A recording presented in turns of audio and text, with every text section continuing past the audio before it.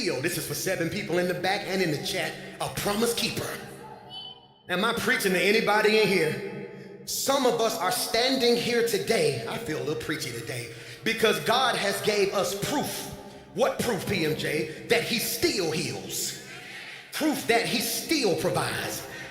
Proof that he still protects. Proof that he still restores. In this sermon series, we will walk through, please pray for me, the receipts of God's faithfulness. And I know you got a master's and a bachelor's working on your doctorate. You make 125, 200K now, and now you educated and you're refined and your worship has become intellectual. But the hood in me, every now and again, when somebody come to me with something I don't really believe, I have to ask for the receipts. And the reason it's good to come to church and hang around people who have seen God move is because every now and then when your faith get low, I need to see a receipt. And I came to speak to 7 people at the last service of the day and tell you I got the receipt that if everybody walk out your life, God will not leave you nor forsake you. I got receipts that if nobody supports you, God will make a way out of nowhere. I got receipts when you don't got the money to do none you dreaming, God will still be Jehovah Jireh. And that's why your circle can't understand, because they know what you're going through, but then when they look at you, you don't look like what you're going through, because you ain't looking at your problem, you had to check yo. That's why your neighbor better thank God they sat next to the right person, that if they need to see what proof look like, you ought to just bust a 360 and tell them, here I go. The Bible said, can any good thing come from Nazareth? They didn't think nothing special could come from Nazareth, but God had to give you proof that you ain't got to go to the A, you ain't got to go to the Ville. God will bless you right where you are. And that's why my praise, I said I wasn't going to do that today, but I done messed around and read my receipt. Have you ever been to Walmart and you went to Walmart and bought all you needed? And then when you got ready to walk out the door, it's this man standing at the door, and he stopped your buggy, then he asks you for your receipt. He wants to know if what you got in your buggy match what you paid for. And some of y'all keep trying to figure out why God ain't did it yet. God said, I can't do it in February, but I may do it in May, because the devil got you held up, because he's checking if you paid for what you believe in God for. That's why you favor like you favored, anointed as you are, covered in the blood. You ought to just jump up and say, I got the receipt. That can't nobody do me like. Stop. Hear me? So this series, sit down. This series, we will walk through the receipts. Can you put this in your notes? Oh, my young people, y'all like where y'all take notes. Some of y'all be tagging me. Put this in your notes. The receipts of God's faithfulness. That's cold. The receipts of his faithfulness. Now, Pastor Mike, that was very meticulous. My brother and I stayed up for about 2 weeks figuring out the definition of this, because at one point it's the receipts of his miracles. Then one of them was the receipts of his goodness. Then we settled on the receipts of his faithfulness. Because everything he do for me not a miracle. And everything he do for me don't feel good. But he is faithful. Oh, I gotta get on that. So the receipts, watch this, because I want you to realize, I hope y'all can handle this, 9 o'clock couldn't take it, because whenever you need receipts, I'm trying to get you to realize that the receipts you need, or the proof you need for what you're believing God for, is not just found in the Bible. You can also find evidence on your road. Which is why the devil like keeping you antisocial. The devil like keeping you at a place where you think don't nobody care about you, because he don't want you to mess around and see what you about to be. Oh my God, did you hear what I just said? That's why I'm gonna say this, only 3 of y'all gonna catch it. It's only bragging to people who thought you couldn't do it. Oh my God! My God! It's only bragging to people who thought you couldn't do it. That's why you got to be careful who you got in your circle, because you just be excited about what God about to do. Then they look at you like, well, why you bragging? I ain't bragging. I just thought you were the person in my life that I could show my receipt. Oh my God. The miracle you need to see. And what if I told you God may be taking you through something that you don't want to go through, because you are going to be the proof for the people around you. Oh, that's critical. Why, PMJ? Because I would like to submit to you, we must learn. What should we learn, Pastor Mike? I believe we must learn how to advance. And I told you this, we live, can you put this in your notes? In a world full of addicts. We live in a world full of addicts. You got people who are addicted to alcohol. You got people who are addicted to drugs, because that's the first thing you thought, because we make certain sins bigger than other sins. So when I said addicted, the first thing you said was alcohol addiction, drug addiction. Let me come down your road. Addicted to attention. You always got to be seen. Always got to let people know what you do. Addicted to your phone. Addicted to affirmation. Addicted to the past. It's an addict on your road right now. They ain't hiding right now. Some of you, can I say this? Addicted to miracles. You have become a professional at not doing nothing because you think God is supposed to come through. So I discovered that so many Christians are missing God because they have a spirit of entitlement. And what if I told you, I said this last year, I said it the year before, and I'm gonna say it the next 3 years. The worst thing that God has done for some of us is been good. The worst thing God has done for some of you has been good. He's been so good for so long that now, even when you know you're wrong, you have no remorse because you now expect him to still be good. You are addicted. But what if I told you that one of the greatest addictions facing our generation, put this in your notes, is the addiction to answers. We want answers. And can I free you real quickly? We must learn how to advance without answers. Why is that important, PMJ? This is worth writing. It is impossible to live by faith when you can't live without answers. That was rich. It is impossible to live by faith when you can't live without answers. What does that mean, PMJ? See, because we want to know when, we want to know how, we want to know why, we want to know where. That's what we want to do right there. God, we want that. When the reality of our faith, this is good, is that we know who God is. We don't know always what God will do. Did I just say that? Was that not good? We know who God is, so you want answers. Oh my God, you want answers. That's what you want. You want answers. You want God. I'm not moving till God speak. That sound good. But now that I'm 40, shawty, I've lived long enough to know there are two seasons. There's one season where you don't move till he speak. But then it's another season where he's spoken and he's waiting on you to move. Y'all don't hear what I just said right there, because you want answers. So now you have what Dr. Michael Eric Dyson calls paralysis by analysis. You're so busy thinking about what you're gonna do, you don't realize you ain't did nothing. So now it's March and you still thinking about it. Now it's June and you still thinking about it. Now it's September and you still waiting on the answer. And God is like, I'm not talking no more. I told you last year what you should have been. I don't send new words when you ain't obeyed the last word. Oh, I ain't got no amens today. It's cool in the game. It's cool in the game. Because you want answers. That's what you want. You contemplating taking another job, but I don't want to move till I get an answer. Because I can't move boldly without proof. When I heard faith is the substance of things hoped for, it is the evidence of things not seen.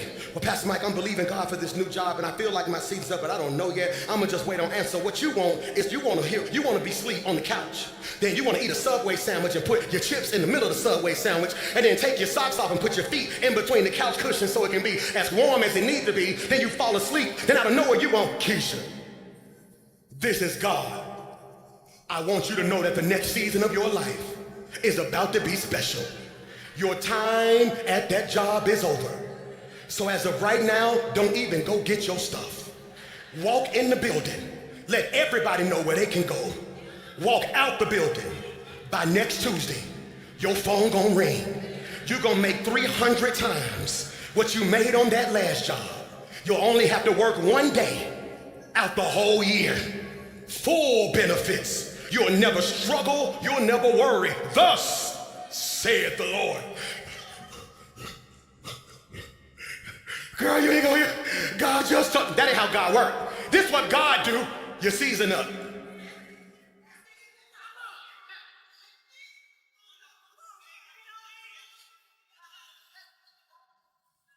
So you gonna tell me what's gonna happen? God told Moses, go tell Pharaoh, let my people go. God never told Moses, and when y'all get let go, you're gonna see a Red Sea. God suggested to Shadrach, Meshach, and Abednego, be faithful. He never told them as a result of being faithful, you're gonna go into a fiery furnace. Why does God only tell me part of what I need to know? Because your faith couldn't handle the details if he gave it to you. Michael. No, you want answers, right? So what if God said, no, your season at that job is up, but stuff's gonna get cut off all May. It's gonna be, you're gonna get repossessed in June. You're gonna feel like you're losing your mind in July. But I just need you to realize by next September, everything you lost, you're gonna get back double. You wouldn't even shout for the double. Your response would be, but why I gotta lose? Which is why I believe God put Adam to sleep before he made Eve. Because had he asked Adam what he wanted, he wouldn't even been able to describe it, because most of the people in this room, including myself, know we want God to do something. We're not sure exactly what we want him to. Put this in your notes. And the reality of our faith is that we know who God is. We don't know what he gonna do. I know God is a healer. I don't know how he gonna heal. Ooh. Pastor Mike, my heart is broken. I don't know what I'm gonna do next. I just need God to heal my heart. So then God removes everybody. So then you go back and pray and say, God, I told you to heal my heart, but now I ain't got nobody. Because they were the ones chipping at your heart. God, I just need overflow in the name of Jesus. So you think God gonna send you 1 million. But then sometimes God just allows certain stuff to go missing so you can actually see what you actually have. This is why the text says, I know you ain't gonna shout, but I tell you anyway, my ways are not your ways. My thoughts are not your thoughts. And you so busy waiting on God to give you the answer that you don't realize your quest of waiting for the answer has now made you the problem. I don't think you heard what I just said. Pastor Mike, I need confirmation. No, you don't. What did God tell you to do? Yea, though I walk through the valley of the shadow of death, I will fear no evil. Not because I'm big and bad, not because I got a savings account. I will fear no evil because thou art with me. So all I really need to know is if you're coming. If God is going to be with me, why should I fear what's in front of me? Oh, y'all don't hear me in here. Hear me when I say this. This is good. He says, I want you to be faithful. I hope you can receive this because you are the proof. Put this in your notes. Proof equals evidence. Oh my God, I'm trying not to run. Proof equals evidence. And you got to be careful how you treat evidence.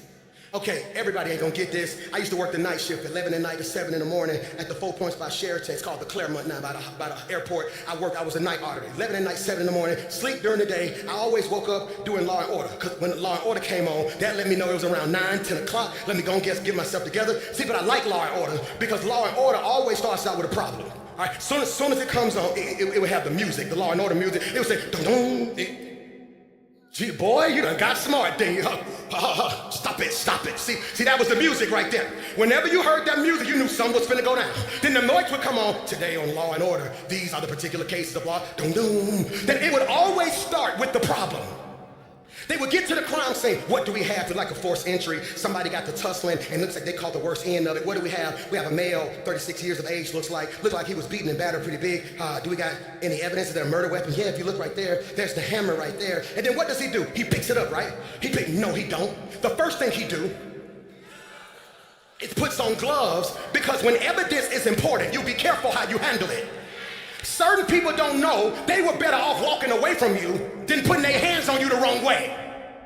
Because whenever you mistreat evidence, you prolong what God is trying to do in your life.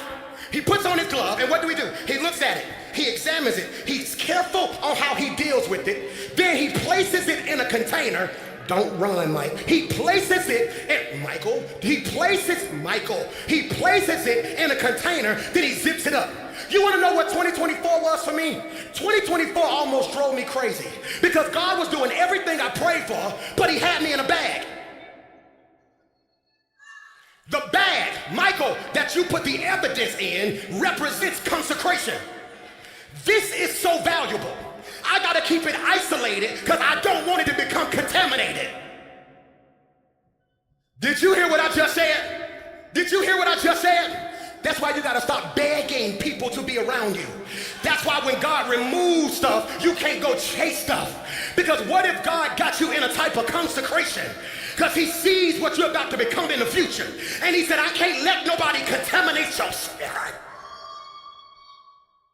That's why I like Psalms 34 and 8, because in Psalms chapter 34, verse 8, the sweet hymnist from Israel titillates us with tough theology. David said in Psalms 34, verse 8, taste and see that the Lord is good. Why is that important, PMJ? Please put this in your notes. Because the psalmist doesn't just tell us God is good. The scripture don't say, hey y'all, the Lord is good. He says, nah, taste and see that the Lord is good. He don't tell you, hey, God's so incredible, he's gonna blow your mind.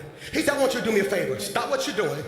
Taste and see that the Lord is good. Why is that important, PMJ? He wants you to understand, I'm not just gonna tell you he's good. I need you to experience it for yourself. This might be worth writing. Some things can't be explained. They must be encountered. They must be experienced. When he says taste, put this in your notes, it means a personal encounter. That means tasting is intentional. I need y'all to pray for your pastor. I'm a big back. I'm a recovering big back. I'm trying to do better, but I like food. Who got my back? Anybody? I try. Hear me, I try. I make healthy stuff bad. I go get a salad, but by the time I put the chicken on it and all the other stuff and the bacon bits and 3 eggs, it's a whole protein salad. Now, I can't help it. I just like food. Don't judge me. God gonna deal with me, okay? But here's the problem I got. I have a friend who's a chef. My friend said, Mike, I got a new dish I'm working on. I need you to try it for me, taste it for me, let me know what you think. I get over there and I'm just smashing them. Oh, this is so good. He said, hey, I told you to taste it. I said, I am. He said, you eating it. Taste it. That's your problem. I done spent all this time putting this fine delicacy together and you devouring it so quick. You missing the flavor. This is why you cannot rush the process that God has in you. Because if you move too quick, you miss the details. I don't think you heard what I just said right there. It is a personal experience. Hear me? And what if the breakthrough isn't in you knowing more, but in you experiencing more from God? What if the breakthrough you're waiting on isn't about you knowing more about God? It's about you experiencing more of God. Who watched your mama cook? Throw your hand up. Who watched the auntie cook? Big mama cook? Who done watched them cook so many times you know exactly what they're gonna do, but still can't cook yourself? All my fellas, give me a what? Who gonna watch the Super Bowl today? Throw your hands up, okay? We got members on the Eagles, so the whole church gotta go for the Eagles, okay? So we want the Eagles to win, okay? So hear me when I say this. This is crazy. When we get home today, we're gonna be at home like, oh my God, all they gotta do is flip the defensive We're gonna be all Saquon gotta do and get, I would have seen, look at the freeze TV. That's a cutback right there. He said, come here, all he had, because it's easy from the sidelines. The problem I got with the new school church is that everybody think they know what to do because they seen somebody else fail at it. What God is saying in this season is if you're gonna go to another level, it's time for you not to just know about me, it's time for you to experience me. See, I was raised in an old school church who would say, God bless the child who had his own. They would tell me you can't get into heaven off your daddy relationship with God. I heard testimony service growing up. That's why I got to put it back in church. We got incredible worship. We got incredible lights, but we got to bring stuff back like testimony service. Testimony service, they would tell you what God did for them. The only issue I got is that too many Christians are living on secondhand faith. Don't tell me what he did for them. What has he done for you? But it's hard for you to have a testimony because you're always running from your test. You don't want to go through nothing. And the problem with the 21st century is church is that we've conditioned everybody for celebration, not suffering. Everybody want to live. Don't nobody want to die. Everybody want to win. Don't nobody want to lose. Everybody want to be happy. God ain't concerned with your happiness. In order to be happy, something must be happening. That means if nothing's happening, you cannot be happy, which is why happiness and joy ain't the same. Joy ain't contingent on if something's going on. Joy is when I'm up, and when I'm down. This is why they said in 1 Peter that he will give you joy unspeakable. It's because God will put you through something. Carry you through something and be so good in it that you will experience him for yourself and not be able to explain it. I don't know who I'm talking to in here, and you want to shout, but you're a bro. They don't want people in their business. They trying to be dignified. But some of us in here right now got 2 or 3 situations in our past where we still don't have a clue how God got us through that season of our life. I need you to reach over that neighbor because you sat next to an undercover hater and tell him, I'm still trying to figure out how I paid for college. I'm still trying to figure out how I closed on this house. I'm still trying to figure out how I made it through that health scare. It was nothing. I'm a preach to this side because I think they sleep over there.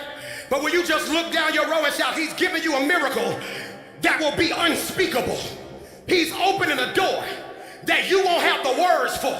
He's showing you something in the present that's gonna flip your future. And when they ask you how you did it, that's why you gotta check your circle. Because some of them gonna be like, no, you can tell me, you just don't want me to come up like you came up. No, I want you to come up. But every now and then, I don't even know how I did it. Then you're gonna have one friend gonna be like, he did it for me too.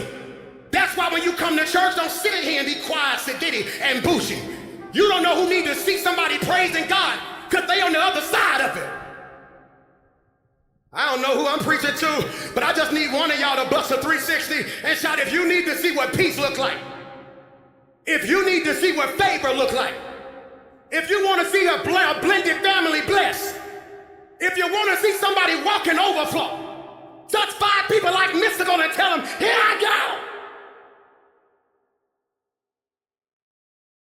I'm gonna push that thing.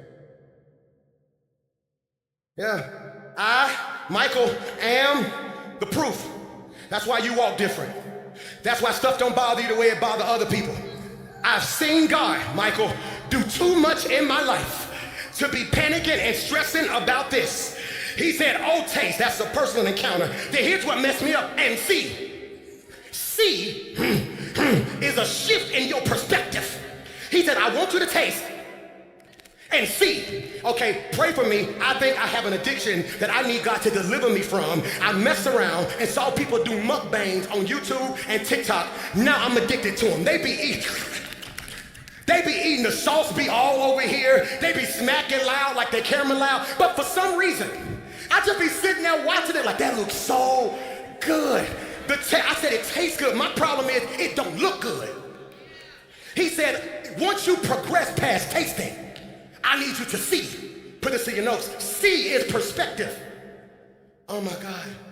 Which means we can be looking at the same thing, but don't see the same thing.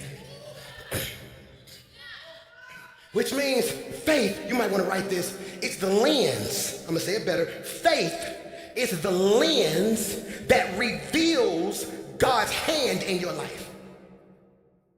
I'm gonna explain it. Faith is the lens that reveals God's hand in your life. Some of us are miserable because we see it wrong. Have you ever took your child to see a 3D movie and you were so ready to go, you just got their glasses, got them some popcorn and went in there and sat down? Then out of nowhere you start having a headache and you looking at the screen like something that didn't hit you, it's a 3D movie? You gotta go get what? The right lens. Glasses ain't glasses, it's the lens. The glasses ain't special. Let me see, the glasses are the frames, it's your style. It's the lens that matter. You can have a Gucci frame, but if the lens ain't right, you still gonna be blind. Some of y'all are fashionably blind. Michael, it's the lens. Faith is the lens that lets you see. Are y'all listening to me? The hand of God. What does that mean, PMJ? If you put on the lens of faith, you see God. If you put on the lens of foolishness, you see the problem. Which is why when you go through something, be careful who you call, because your circle determines your lens. Okay, I'm gonna see if you catch this. When you found out you needed glasses, back in the day they sent you to the best company in the world. I'm gonna see if you know, it was called Lens. It was called Lens. Come on, class. It was called Lens. What does crafting mean? Molders. They sent you to a place that got your prescription and molded it to what it needed to be for you. Which means when a problem happens in your life, your circle becomes a crafter. They determine how you see it. So when you pick up the phone, I'm so ready to leave this job, I can't take it. Boss nasty, I can't stand the people up here. Then if they just tell you, I don't blame you. If I was you, I'll go up there and tell all of them what they gave you the wrong lens. They should have said, well, maybe that's just God's way of telling you this ain't permanent. So I'll tell you what, go there and be faithful, but just believe something coming with you. I'm in the wrong church. It's the lens. Can I ask you a question? Can I ask you a question? What do you see? Do you got the right prescription? My glasses won't work for you. If I was to go in the back and get my glasses, ain't no medicine in them. Who thought I wore glasses? Throw your hands up. No, they're fake. It makes me look smart. Whenever I want to look a little bit more settled, I put the glasses on. Have you ever thought about it? I wear them out here. Then when it's time to read, my stupid butt take them off. I walk, come on, let's give God praise. John chapter 5. Ain't no medicine in them. I was hanging with somebody the other day. They was like, hey, ain't nothing in these glasses. I said, no, they fashioned for me. I put on his. He needed them. Some of you are going to miss God because you're trying to wear something because it makes you look a certain way and don't realize it's not benefiting you the way it needs to benefit. Y'all don't like me today. I'm here to tell you God's getting ready to give you proof. This is the introduction to the series, Proof. What's the first P? Put this in your notes. P, proof, proof. God provides. God's provision. His provision.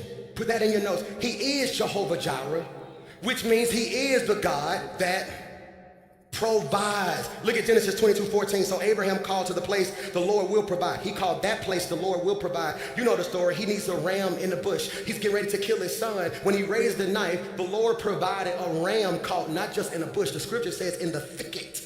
That is a thorny bush that is very painful. God calls a ram to get stuck in something that hurt him, but it would bless Abraham. Did you hear what I just said? So he called it Jehovah Jireh. Let me ask you a question. How many times has God came through for you at the last moment? I want you to say this with me if you receive it. Say, if God is Jehovah Jireh then, he's Jehovah Jireh now. I don't think you understand what you just said. So what did we realize? Proof, the P. Each one of these letters is going to mean something that you can apply to your life. When something is going on and you need God to come through, God, I got proof. I know you to be a provider. Go back to the P and throw that on the screen so they can see it. It's a $2 word called provision. Provision. That's a spiritual word. We say words in church, but we don't explain them. Pro means before, vision. So in other words, God says, I had the ram caught in the thicket before he got there.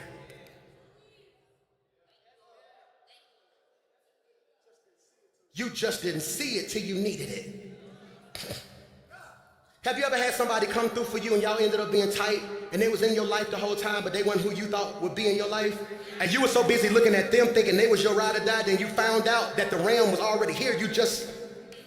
Your perspective was in the wrong place. Which is why we spend too much time talking about who left and not enough time celebrating. God proved to be a provider. R, watch this, rescue. God will pull you out. Oh, that's ridiculous right there. God, so then Moses raised his hand over the Red Sea and the Lord opened the path through the water with a strong east wind. The wind blew all that night, turning the seabed into dry land. God tells Moses, leave Egypt. He don't tell him the problem he gonna face. So what do we realize? They got water in front of them, stuff behind them, and what happens? He says, I'm going to rescue you. I'm not going to send somebody to do it. I'm going to do it. That's critical. God proved, put this in your notes, to be a deliverer. What is the application to that right there? God will make an impossible way of escape for you. Here's the declaration I need you to declare over your life. If God parted the Red Sea for Israel, he will part the Red Sea for me. You didn't get excited about that.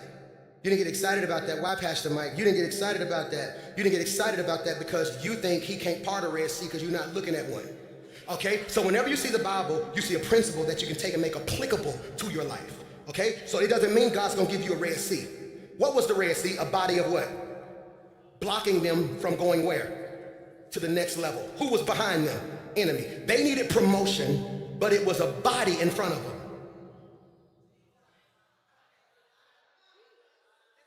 So the way the Lord parts Red Seas is that there can be 25 people, everybody saying it's their turn. And then God will make a way for you to move to the front. Did you hear that? He parts Red Seas. That's why I don't care. Don't let nobody convince you not to do something. Well, you probably should, but they already know who they're going to know. They don't know. They may know who they think they want. They don't know what God got planned for me. It's 7 of y'all who God done parted Red Seas for in here. Who when you look back over your life, you should even be in the position you in, but God parted. I release that anointing over your life right now, that you're not standing in line. God's getting ready to part the Red Sea in every area of life. Doors are opening for you. You may have been in the background the last 7 years, but God's getting ready to part that sea so you can step out and be appreciated and seen in the light you need to be in. No weapon formed against you shall be able to prosper. No plan, no scheme. I don't know, care who they pick. When it's your time, it's your time. God is a God that will part sea.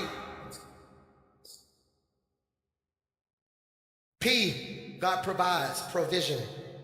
R, he rescues. O, overcoming. What does that mean, Pastor Mike? He's the God who gives victory. Ooh, y'all don't know when to get excited. Look at what David told Goliath. You come against me with the sword, spear, and javelin, but I come against you in the name of the Lord. You caught it. Only 3 of us caught that. I'm gonna see if you can count. You come against me with a sword, a spear, and a javelin.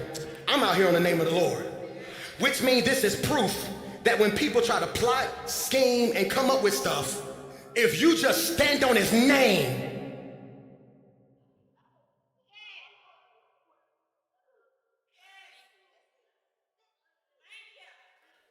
what good would it be for God to bring you out and you lose?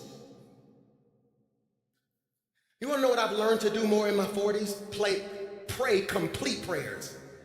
I say stuff like, Lord, cover my boys, keep them healthy, keep them holy, God. Let them come out of this season blessed and walk into the next season. See, I always try to, because you can't exit without entering.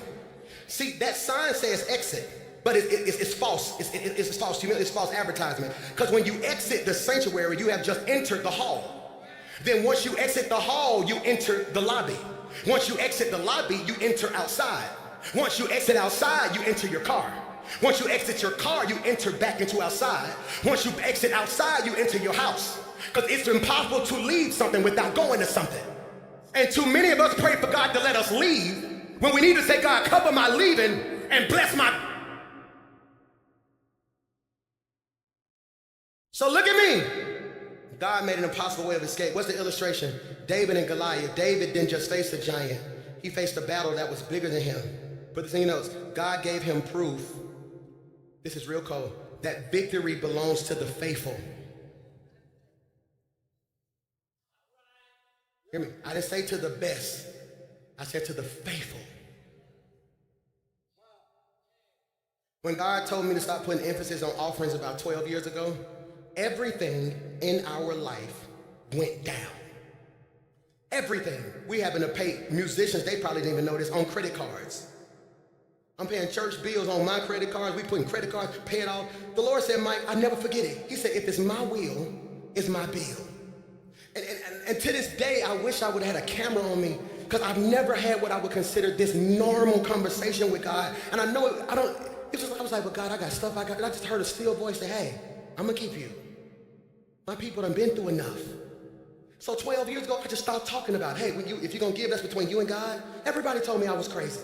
Which is probably why we probably couldn't move at the pace we was moving. But somewhere in this crazy brain of mine, I wanted your heart more than I wanted your pocket. So there was opportunities that would come. I ain't have no money, but I had people who in my heart were being transformed. So you know what I discovered? I had to remain faithful. When opportunities pass me by, I gotta remain faithful. I gotta remain faithful. And I never would have thought God would do all this. And I came to tell you, hear me when I say this, hear me, hear me. Victory is reserved to the faithful. They may never tell you thank you, stay faithful. They may never say they appreciate you, stay faithful. It's critical, it's critical, it's critical. He overcomes. Number 2, O, P-R, P, provision, R, he rescues, O, he overcomes. The second O, his outpouring. That's rich. I love when I see my young people putting stuff in their phone. Outpouring. Why is that important, y'all? I need y'all to catch this. He's the God who pours out of his spirit. If you look at Acts 2:2, it says this. It says, and he came like a mighty rushing wind. That's so important. Why is that important, Pastor Mike? That's so important that his presence in heaven filled the house where they were sitting. That's so important. Why? That's considered the day of Pentecost, where God showed up and filled that room. What am I trying to show you? Put this in your notes. His proof is his presence. It's his presence. I'm so grateful God keeps us in a place where his presence shows up. 2 Sundays ago when I heard the Holy Spirit say, go to overflow, it scared me because I wasn't sure if y'all would even hear or see me in the sanctuary. But I just did what he told me to do.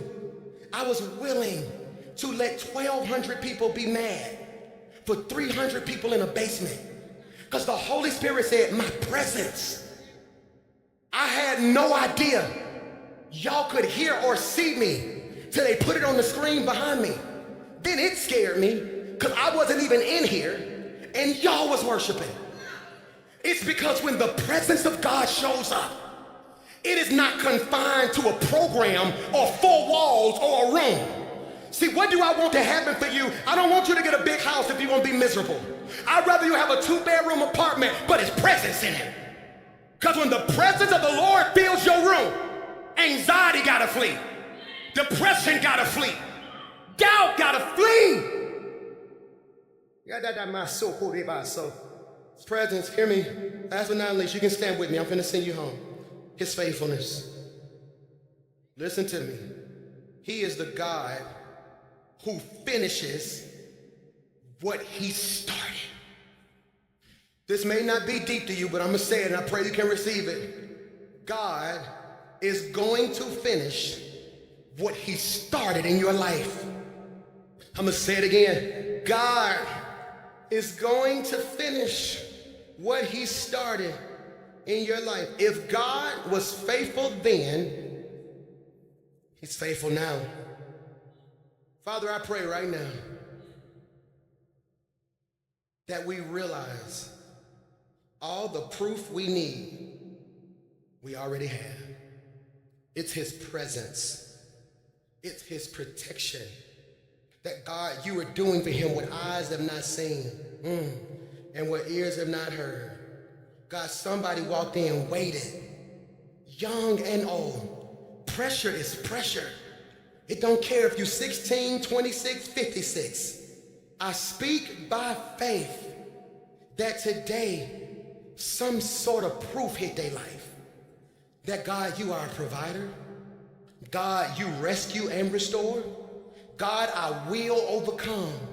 God, your outpouring love will fill my heart. And I know without a shadow of a doubt, God, you've been faithful to me. So God, in this moment, we say thank you. I'm proof of what God can do. I'm proof of what God can do. I'm proof of what God can do.